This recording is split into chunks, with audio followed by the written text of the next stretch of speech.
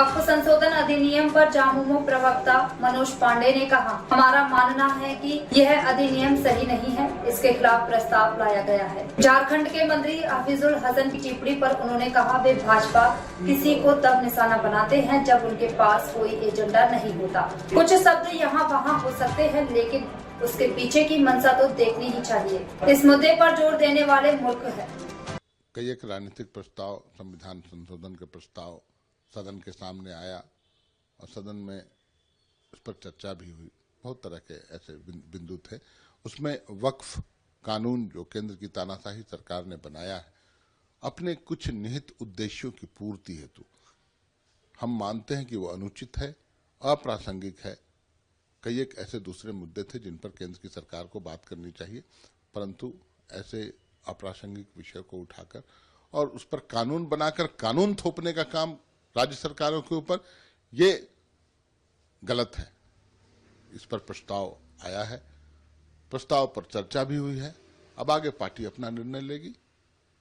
क्योंकि जन भावनाएं हैं, हमारे कार्यकर्ता की भावनाएं हैं कि वक्फ का जो कानून बना है वो उसका विरोध होना चाहिए और उस पर मुझे लगता है आज कुछ निर्णय पार्टी लेगी।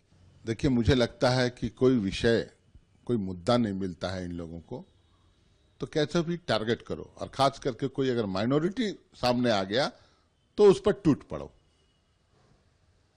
हफीजुल हसन जी हमारे मंत्री हैं, उनके परिवार का पुराना इतिहास रहा है झारखंड मुक्ति मोर्चा के संघर्ष का।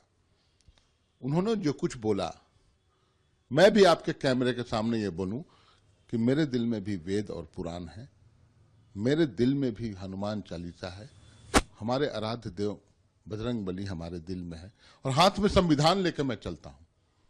यह कहने का साहस तो कम से कम उस व्यक्ति ने किया। उचित अनुचित शब्दों का उलटफेर हो सकता है, लेकिन इंटेंशन देखना चाहिए। आपके सांसदगण तो संविधान की प्रतियां जलाते हैं, आप तो बोलते हैं कि जब बहुमत में आएंगे संविधान बदल देंगे। आप भीमराव अंबेडकर की मूर्तियों को खंडित करते हैं, आप हमारे राष्ट्रपिता महात्मा गांधी की तस्वीरों पर गोली चलाते हैं। उसके बाद इस तरह की बातें, यहां सिर्फ इस मामले को तूल दिया जा रहा है। हफीजुल हसन साहब ने सब कुछ स्पष्ट कर दिया, मीडिया के सामने आके स्पष्ट कर दिया। किसी को धार्मिक स्वतंत्रता है, कोई कुछ बोलता है, लेकिन उसमें अपमानित करने का कोई काम मेरी नजर में नहीं है।